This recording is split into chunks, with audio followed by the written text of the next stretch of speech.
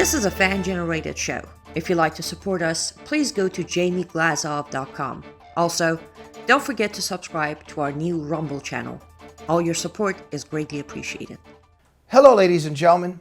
I'm thrilled to announce the release of my new book, Obama's True Legacy: How He Transformed America. There's a reason why Mike Huckabee calls it a ferocious and chilling read. Order it now at Amazon.com or at FrontPageMag.com. Thank you, and may God bless you. Good evening. Welcome to the Glazov Gang. With us this evening, Tamara Lich, the organizer of the 2022 Truckers' Freedom Convoy protest in Canada. She's the author of the new book, Hold the Line: My Story from the Heart of the Freedom Convoy. It's published by Rebel News, and it has hit #1 at Amazon.ca, which means that it's a bestseller. Tamara Lich, congratulations. Thank you very much, and thank you for having me. It's an honor and a privilege to have you here, Tamara. Look, why don't we just begin like this? Why don't you introduce yourself to our audience? Certainly. My name is Tamara Lich. I was born and raised in Saskatchewan, Canada, and I now live in Medicine Hat, Alberta. The majority of my background has been in oil and gas in Alberta, which is obviously our primary industry. And I became, politically awake during the 90s, during the sponsorship scandal, which was another Liberal government that we had here. And I started following it and becoming both fascinated and frustrated with some of the things that I was seeing happening in Canadian politics. As I became a bit of an activist or advocate for the oil and gas industry here, as I saw what the policies were doing to families and friends and people that I cared about. They're losing their jobs because of this legislation that they were putting down. And then, of course, after Trudeau won the 2019 election, I became a volunteer for the Wexit movement here in Canada, which was named after Brexit, or was, following the Brexit movement in the UK. And we morphed into the Maverick Party, which was a Western Independence federal political party, which I sat on the board of directors for. Thank you so much, Tamara. I want to also begin like this. Just from myself, Tamara, you have a very special place in my heart. My parents were dissidents in the Soviet Union. My dad and my mom, they stood up against the Soviet Empire. They risked their lives. It's a very long story, but we managed to escape. And, I've dedicated my life to fighting against totalitarianism, against communism, and defending our free society. So you can imagine where you hold a very special place in my heart for your battle and what you have stood for, because what Justin Trudeau and those forces tried to do during that time, holding those needles, trying to forcibly inject them into human beings, that was really quite something. There's a friend of ours named Igor Milchuk. He's a Soviet dissident, and he always says how he was an involuntary dissident. In other words, he didn't want to be one, but the circumstances that occurred, it forced his hand because he had to stand up for freedom. And you've referred to yourself in one way or another as something along those lines. You didn't really grow up dreaming of being this great dissident and activist. In many ways, you also became an involuntary dissident in, one could say, in totalitarian circumstances. Am I correct? Yes, I think that's a very accurate description. When we started the organizing of the convoy, we had no idea that it was going to turn into this. And a part of the reason is that we were all separated. I was told by the federal government that my parents and children weren't even allowed in my own home. So, we, just like everybody else, were in the dark. And then within 24 hours, it became very clear to all of us that we had a ton of support, and I kind of became the face of it, I guess, because as the donations started pouring in, I wanted people to get a sense of who I was and let them know that, we would all be working diligently to be accountable with their money, because that's what it was. It was the donors' money. And I wanted to be transparent. Like I wanted to run it like a government should be ran, I guess, basically. Mm-hmm. Everybody should have a say. Everybody should know what's going on. And so I started doing lives to keep people aware of what was going on. And then, of course, it grew in numbers, and other truckers that were joining and supporters then we saw the safety aspect of it too. So then, you know, I got on Facebook Lives lots to say, you know, we're coming in peace. We're not aggressive. We just want to be listened to, respect the police officers, respect the rule of law, and keep it peaceful. And that was our message throughout the entire time. Thank you, Tamara. Wanted to ask you this. You know, it's interesting in what environments we are sometimes, you know, and I've been in many environments. I was in the academic environment, and in that environment, when somebody starts talking about forcibly injecting people with strange potions and needles for the greater good, all of a sudden the majority, a very large number, are just lining up behind that. And I'm also very much around the boxing community, MMA community, and that's a very different community. And the very large proportion of people there would be against something like that.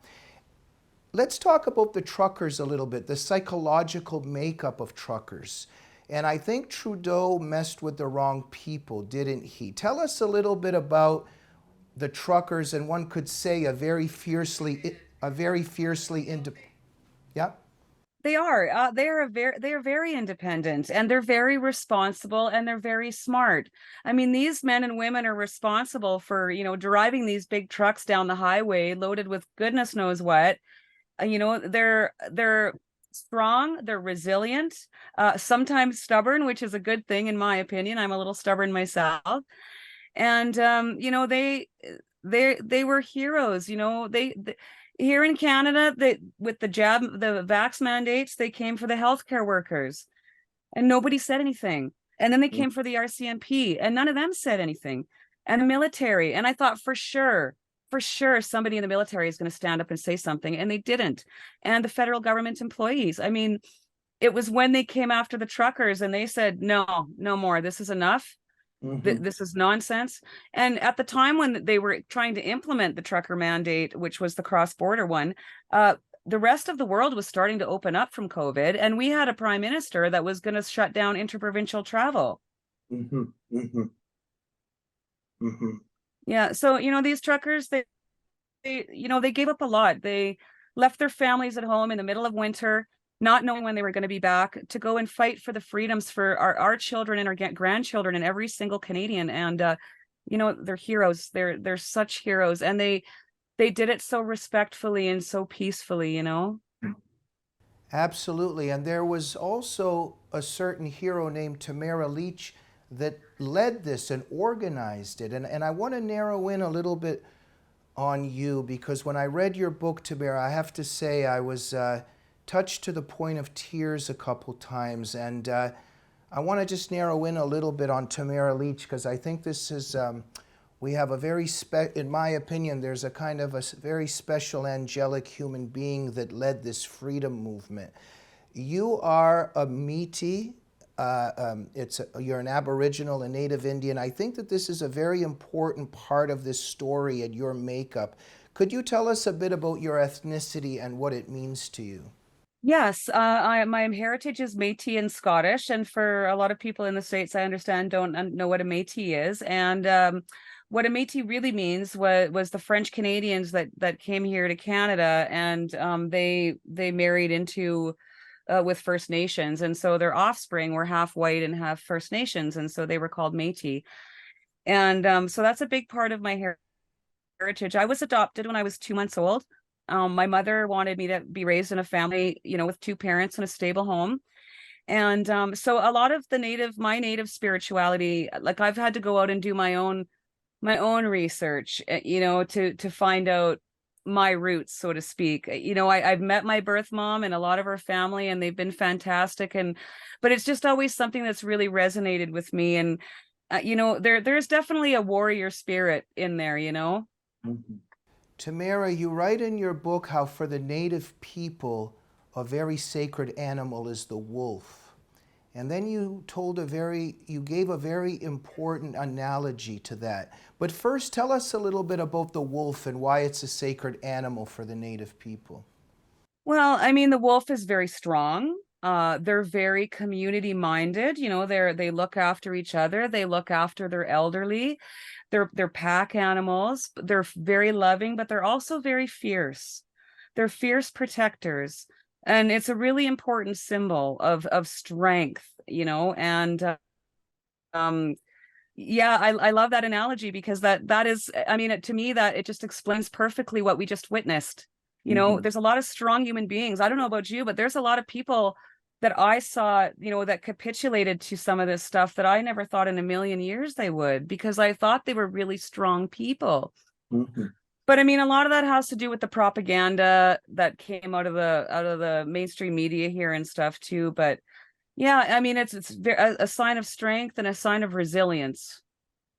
Thank you, Tamara. And you stressed something, that why somebody like you stood up, why the truckers stood up, and why heroes stand up is that if we don't stand up, generation after generation, something might happen. And you talked about wolves, but you said that after a few generations, if there's too much passivity, if that's one word we could use, a wolf might just become a chihuahua. So something can happen to us humans if we don't take a stand, right? Yes, agreed. Yep. And you know, one of the very first little speeches that I gave, which was in the back of a pickup truck at a rally, you know, I thought a lot about it when I was asked to do this speech. And I thought, well, what can I say? And it just came to me like, you know, I was waiting for somebody to come and fix this problem. I was waiting Hmm. for somebody in our parliament to fix this problem, or an adult, or somebody in the military, or, and I don't mean just COVID, I mean all of it, you know, and going back a few years ago, and nobody else was stepping up. And I Hmm. thought, well, we have to be somebody else. I am somebody else. And everybody in this crowd is somebody else. And that's the only way. If we sit around and wait for somebody to come and fix us, it's going to be too late. And you did the heroic thing. Could I ask you, what is it about you that you stood up and maybe a lot of people didn't? Could you tell us about Tamara Lich and perhaps what's inside of you that made that final decision to take a stand? Well, I really don't know what sets me apart. I was just frustrated. I was seeing my countrymen and women suffering. I was seeing people losing their jobs, families torn apart, Hmm. elderly dying in long-term care homes. You know, like I said at the beginning, the Prime Minister of Canada was telling me that I couldn't get on a plane or a train, and had the audacity to ask if unvaccinated people should be tolerated. And that is some pretty alarming rhetoric. Hmm. You know, and I just thought, like, we can't continue this way. Canadians are good people.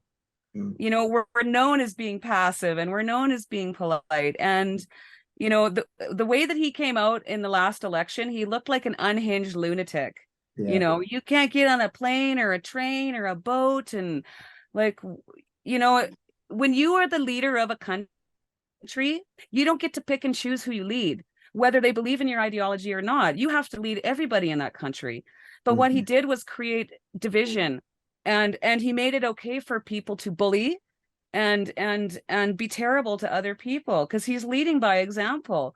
And then he has the audacity about 3 or 4 weeks ago to come out and say, well, I never forced anybody to get vaccinated. Hmm. No, sir, you didn't put a gun to their head. You just told them they weren't going to have a means to feed their families. They weren't going to be able to keep their home. You know, they weren't going to be able to fly to see family. I mean, people couldn't go to bury their parents. Hmm. It's, you know, it was such a dark time here. And that's what we heard on the convoy out. And the stories that we heard was people had hope again. I can't tell you how many people every single day told us they were planning their suicides until this started. And Tamara, you said in the book, very, very moving, that you, you aren't much of a crier and you hadn't cried for a very long time. And then when this whole movement started and the Canadian people began to come out to support you, you said that you started crying a lot seeing all these Canadians and how they took a stand. Tell us a bit about that, of how you were moved to tears for the first time in a long time. I was, you know, and it's not that I have a cold heart. It just took a lot to make me cry. I just wasn't emotional, but the display of unity, um, the whole country coming together like that, You know, I've said in a few interviews now, you know, I have always been admired and been fascinated by Americans' love of their flag and their patriotism. You know, like we have our Canada Day here, but I always watch July 4th celebrations because you Yeah. guys are fantastic. And I would say that that was the closest thing to that feeling that, you know, I've ever had. Mm. And it was so moving to hear these stories from people. And, you know, we came through Manitoba, and and along the highway was native drummers in full regalia drumming for us on the side of the road, and beside them was some Sikh gentlemen, and beside them was Hutterite women with their little kids holding signs, and beside them was nuns in full habits. And I realized at that moment that everything that we've been told has been a lie. Mm. Our prime minister has tried to divide us by race. He's Mm. tried to divide us by religion, income bracket, geographical location, everything that he possibly can. And I realized at that moment that, you know, it didn't matter what color you were, what God you worshiped. None of it mattered at that point. We were just all Canadian. And Mm. it was, I mean, it was so beautiful. You know, the person that's talking right now doesn't sound very much like a Nazi white supremacist, but that's what the left and Trudeau and the whole leftist media tried to paint you guys as. But not just that. Let's just back up a little bit into what I had asked earlier about your ethnic makeup. You know, it's very interesting how the left pretends that it represents minorities and it's really worried about racism, and, you know, the left is for the natives. But then all of a sudden, if a native Indian doesn't agree with what their ideology says, they try to take the native Indian out of the native Indian. You went through a period there where the left was trying, you're not the right kind of native Indian for them. And the left tried to strip you of your ethnicity and who you really are, right? Yes, they tried to say I was a liar, that you know, and you know, that's the hilarious thing. In early 2020 here, January to March of 2020, we had predominantly First Nations activists blockading railroads, shutting down ferries, burning railroads, causing vandalism. CP Rail had to lay off 1,000 workers. So the economy was greatly impacted all across the country. You know, grocery stores were, shelves were empty. And because it was for something that our prime minister liked, he kept encouraging dialogue. He didn't want to arrest anyone. He didn't want to come down with a heavy hand. He was saying, well, we got to keep talking to these people. And so here's me, you know, we go to Ottawa, and the first thing they do is question my heritage. Now, if I would have been there to support Black Lives Matter or gay pride or whatever you wish, they would be flying me across the country giving me medals right now. Instead, they were questioning my Indigenous heritage. Yeah, we really see the ugliness of the left here, Tamara, just in terms of that issue right there itself. It's very, very telling. Tamara, I can't help from bringing this up. Just in terms of Justin Trudeau, tell me if I imagine this. Isn't there some kind of commercial or video clip of him telling parents they need to leave the room because he wants to talk to their kids? That is one of the most haunting things I've ever seen. And I think it kind of says it all, doesn't it? That was very creepy. Very creepy. And yeah, I mean, he's not a smart man, Jamie.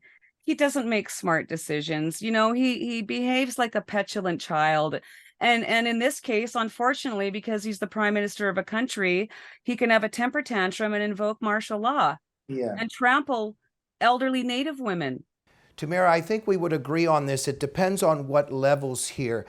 I think that the devil is not smart, that he made the wrong decision ultimately in terms of where he'll end up. So definitely Trudeau and these awful characters and the side they're on, they made the wrong decision overall. But they're very smart and clever in how they're carrying out the orders of the globalists and how they're trampling on freedom, in the sense that they're in an evil sense, they're brilliantly smart in terms of how they inflict torture, right? Yes. Yeah. Yes. Yes, I But would agree with that. I mean, I guess the thing is they were really good at it, because look at how yeah. many people succumbed. Yeah. However, you know, the evidence that's coming out now, the show that, they were been colluding with the mainstream media. They had a narrative crafted before I even met Chris Barber, Yeah. before we Yeah. even left for Medicine Hat. They had already decided, between the PMO, the Public Safety Ministry, and the mainstream media, that they were going to label us as a January 6th style insurrectionist movement. Crazy. Tamara, let's go to, I just, sometimes in my interviews, I like to put in little puzzle pieces into the puzzle. We go back and forth in time. So because you're a hero and leading this freedom convoy and simply standing up for the rights of Canadians not to be jabbed by some strange potion in a needle, they finally arrest you. The title of your book, Hold the Line. Am I correct with my memory that in your book you write that once you got arrested, a gentleman whose name is Sean screamed, "Hold the line." Can you tell us what happened there? Yes. Well, Sean was one of our road captains. So in every province, we had 2 or 3 road captains that each brought, contingents of trucks with them. And he was a BC road captain. And so as we'd be walking in the streets, talking to people or whatever, he was always yelling out, "Hold the line, hold the line." And honestly, it was probably the last 3 or 4 days where I started saying it too. And so when I was arrested, he called out to me again, "Hold the line," and I just, repeated, "Hold the line," and yeah, I mean, to me, hold the line means stay true to your values in the face of adversity. Now, we have a very eager Crown prosecutor who seems to think that me saying hold the line is telling people to, I don't know, Mm. I don't know what he thinks, but I mean, of course, I think that's the basis of his whole case. I don't know, like, Mm. but to me, that is what that means. It doesn't mean anything violent. It doesn't mean to start an uprising. It just means stay true to your values in the face of adversity. And let's face it, we were facing adversity, you Mm. know? Tamara, just in terms of what you were doing there, to be arrested and put in jail, then they come up with this mischief charge. If I'm correct, that's, I think, when teenagers spray paint on a building or something.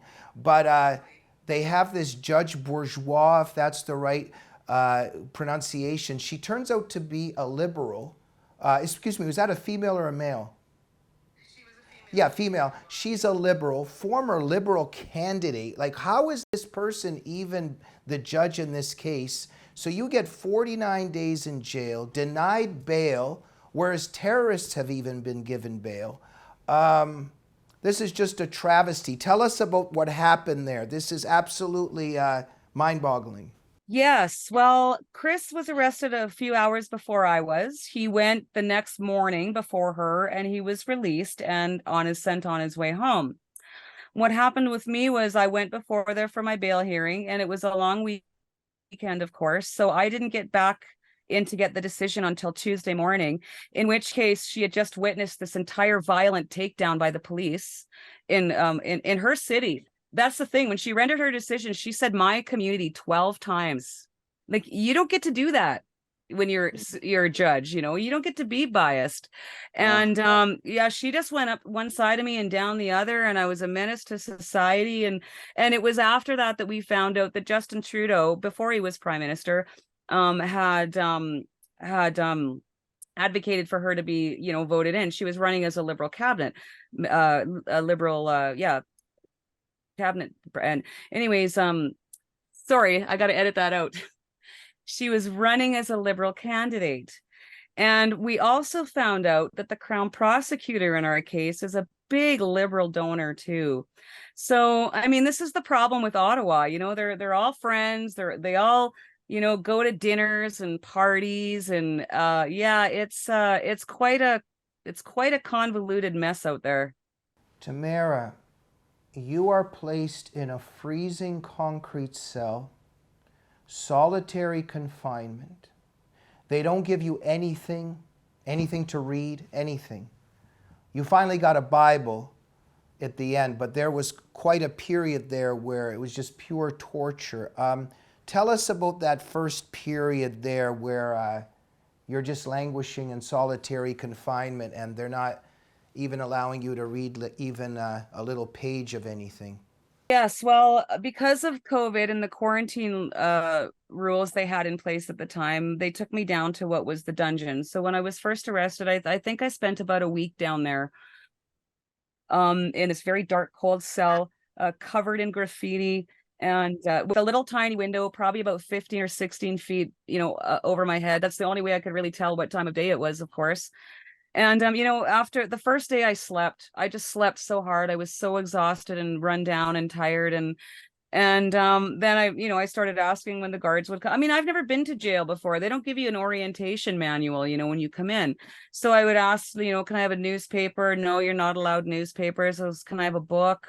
I finally got a Bible, and they finally gave me, pencils and paper. But I literally spent the first day sleeping, and then I just did a lot of praying and a lot of meditating, and then I looked at my cell and I thought, okay, well, I need to make this my own space. And so I took a rag that I had, one of my towels that they gave me, and a bar of soap, and I started washing all the graffiti off the walls, all the nasty graffiti. I did find a couple of sayings on there that had to do with COVID that really shook me to my core, because that was the first time that I really considered what happened to the inmates in jail. They were all stuck in places like that by themselves with no contact for weeks on end because of COVID. And let me tell you, it wasn't pleasant.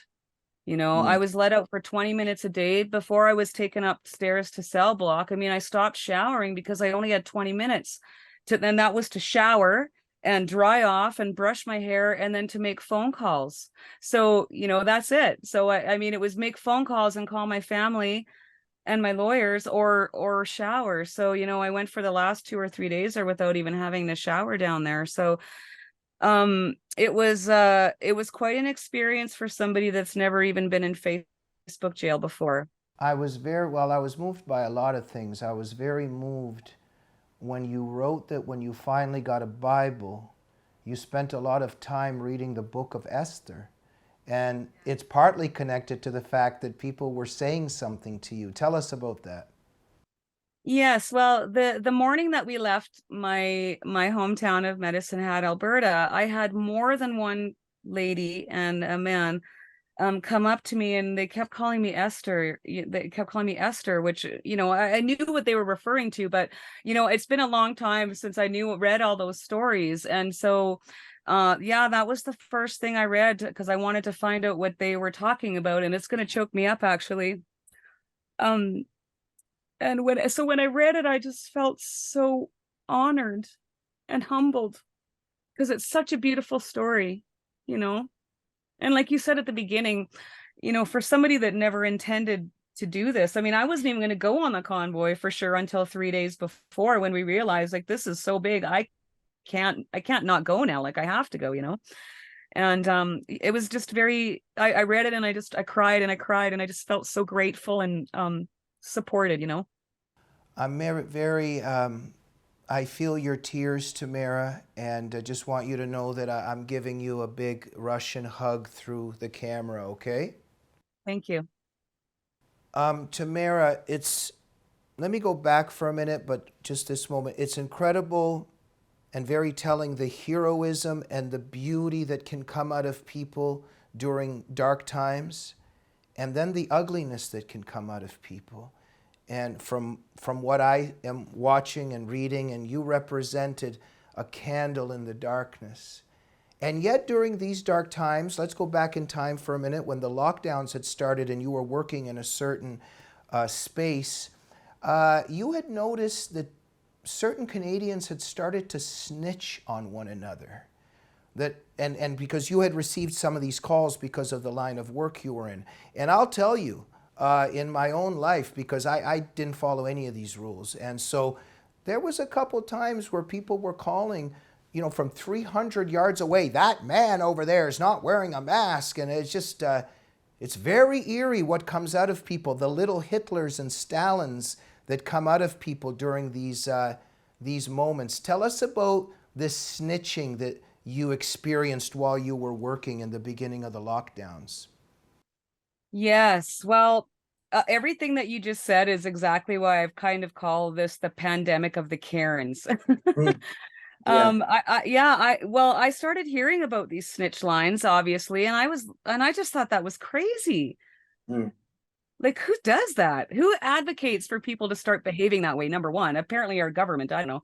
And number two, so I was working by myself one day at the office, and I worked for a municipality. So somebody had called the office to complain because there was an Airbnb across the street from their place, and there was 4 vehicles parked in the driveway.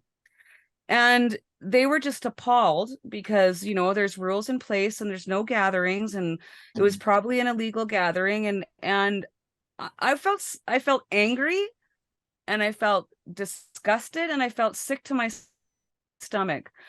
First and foremost, because it was Christmas time, and this could have been a family that hadn't gotten to see each other in over a year. You know what I mean? And all you have to do is not go over there. Like, if you're that concerned about your own personal safety, then just Mm. stay in your yard. Mm. Like, why would you feel the need to phone? I did my job. I took the information and I did pass it on, but I was dumbfounded that somebody would do that. Yeah, yeah, yeah. Just even the sick mentality. I've got the vaccine, but it doesn't work unless you have it. And then it's just, oh, the madness. And just, I noticed some really weird things in my own life because, I just didn't wear, sometimes I had to play the game. So when I noticed when I didn't wear it at all, then the fury would start. Then if I had to go in somewhere, if I put it around the chin, the majority of the Stalinist enforcers, they'd really calm down. And I was thinking about that. So it doesn't make any sense. Like, it's right around here, but it's because I was following the rules. That's really what a lot of this was about. It's very interesting, isn't it? Because I wasn't wearing it like this. If I wasn't wearing it at all, I get yelled at. If I put it here, they get calm. So I guess it's just, okay, he's following the rules, leave him alone. It's madness, isn't it? It's complete madness. Yeah. Just before here in Alberta, before they took the masks out of the hospitals, which I think that just happened not that long ago. I took my dad up to Calgary to have an angiogram done. And of course, I walk in the door and they make me put on a mask. And I was like, okay, well, I mean, I was always been respectful, but I was the person that would put it on as I was walking in the door and be ripping it off as soon as I was leaving. But so we go into the hospital. Mask mandates have been lifted except for in this hospital or some of the hospitals. And I played the game. I put it on. Dad and I go upstairs, and we get upstairs to the reception, and the lady that's doing his intake is sitting there with the mask down around underneath her nose. And I just thought, well, that's okay. Like, if this is what you're going to do and your own staff can't follow the rules, then why am I wearing this? Mm. Like, it didn't make any sense. Very bizarre. Tamara, as I kind of said, I'm a little bit strange. I jump around a little bit, but there's a method to my madness. I wish I had 5 more hours to talk to you, but we got to speed things up a little bit here. But before we do, because I want to get to the timeline of what's happening with you now, but you're not just a hero. I think you're very, very cool. And I think that's connected to once that you were in a band. Can you tell us a little bit about that? Yes, I'm still in a band, actually. We just played a show this past weekend. It was a Wow. fantastic show. Yeah. My husband and I play with 2 of our friends, and we just have a really fun cover band. We play, a lot of local gigs, a few out of town shows, I love singing. I love doing that stuff because for me, it's a really healthy outlet. It's a really healthy channel. And so, when I'm playing music or singing music, I have to be focused on what I'm doing and I can't worry about anything else. So, Mm. I wouldn't call it my drug, but it's a really nice, it's a really nice, I call it music therapy. Wow. Now, and you had said that in a sense, looking back, it kind of prepared you for being the leader of the Freedom Convoy because you had talked about it's incredible in our lives when we get nervous and we don't get nervous. Because in my own life, sometimes I got nervous over the littlest things, but then when it was the big thing, I didn't get nervous. Now, you had talked a bit about that when you were on stage sometimes in a band, you would get nervous. But then all of a sudden, when you were on the biggest stage of all as a dissident, you didn't get that nervous. Tell us a little bit about your emotions there, just in terms of being on stage and how being in a band had prepared you maybe in a way.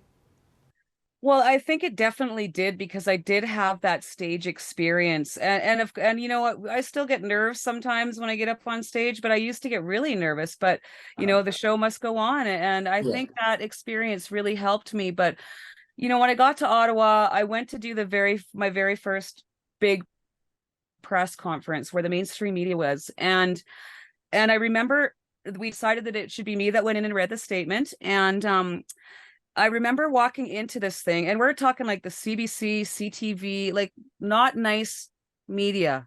I knew what they were going to do. I knew what they wanted. And I had this conscious thought. I was like, I should be so nervous right now. But I acknowledged that that wasn't me.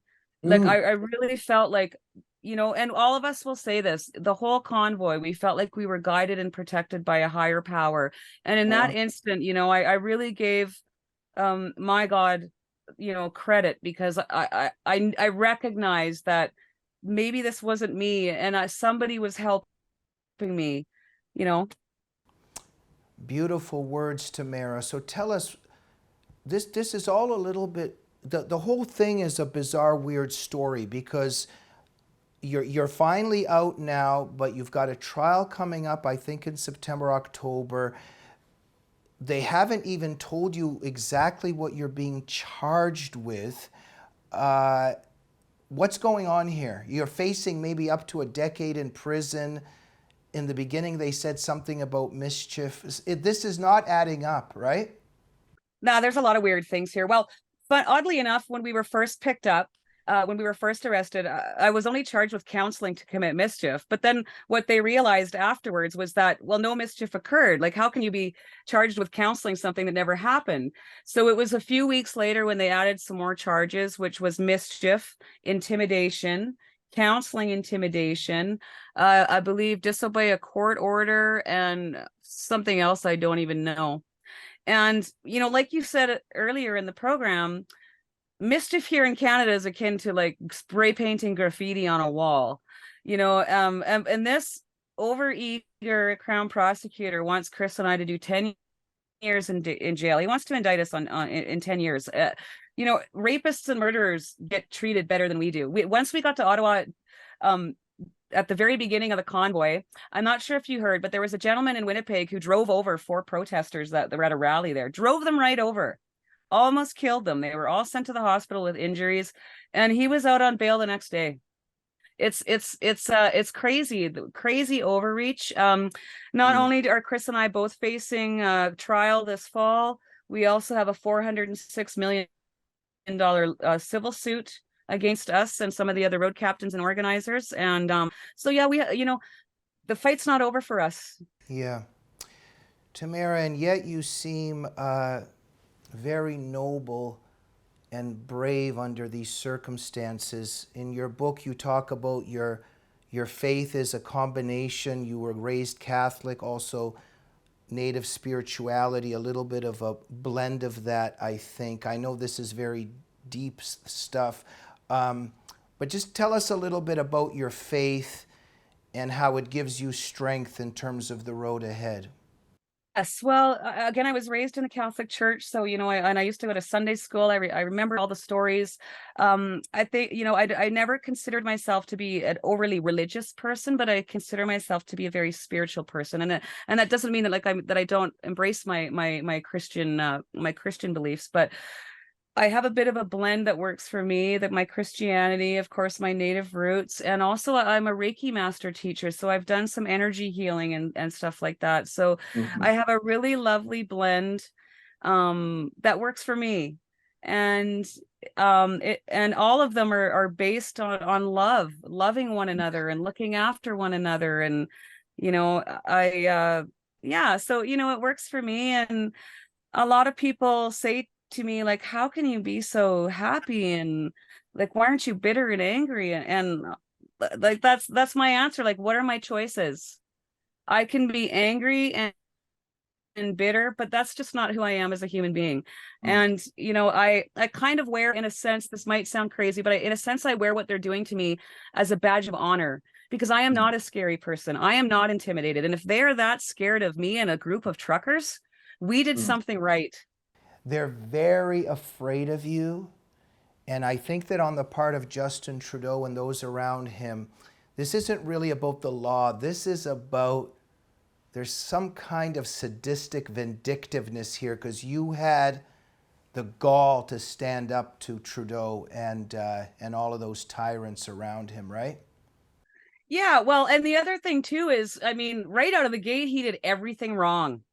And honestly, I think at some point he ended up backing himself into such a corner because he tried to paint us, as these terrible people. And, then he got COVID and apparently was exposed to COVID and had to go into hiding. And then they skirted him out of Ottawa for his safety. And I mean, the guy, those people made every wrong decision possible. Well, he was a coward. He wouldn't even come and face you and your freedom marchers and demonstrators. Yeah. Yes. And I remember Chris Barber saying to me, he's so mad because we embarrassed him. And I said, Chris, we didn't embarrass him. We just gave him the platform and he embarrassed himself, Tamara, the Tamara Lich before the Freedom Convoy and before jail, and the Tamara Lich after all of this, sitting here today and sometimes laying at night and just reflecting, thinking before you go to sleep. Are those two different people a little bit? Has Tamara Lich changed a bit after that experience? Well, I think my heart grew 10 more sizes. But not only that, I think my skin has also grown quite a bit thicker also. But I feel so blessed. I feel so blessed that I get to meet these people and that I got to hear their stories and the hugs that I get all the time and the support. I've got letters and cards of thank yous from Canadians and Americans and people from all over the world. Mm-hmm. And so, I wouldn't change a thing. I have no regrets. No regrets. Yeah. Well, thank you, Tamara, because you inspired a lot of people, including me, because in these moments of darkness, it's very hard to find and to see good people standing up courageously for the right thing. So I'd like to thank you for who you are and what you did. And I want to just end on a note of something that brought me to tears in your book, and you mentioned it today on the interview. I just want to share, there's a moment in time. Paul Johnson has a book, it's called The History of the Jews. And there's a part in that book where he writes about the inmates in Auschwitz, and there's survivors that talk about this and remember it, and it's been documented. And the night before a lot of the Jewish inmates of Auschwitz and other death camps knew that they were going to be killed, the survivors said that they would pretend that they had glasses of red wine and they toasted to a beautiful world. And that's always with me. I always think about that in the moments of the greatest evil and darkness, that evil can never crush the human spirit and our faith in our Creator and our love of the world that He created. And you mentioned this today on the show. I just wanted to end with this, because when I read in your book that when you went to that solitary confinement, that freezing cell, and there's all this filth being written and there's all this filth, and you realize this is going to be my home for a while. I'm going to take this bar of soap and this cloth, and you just started washing the cell.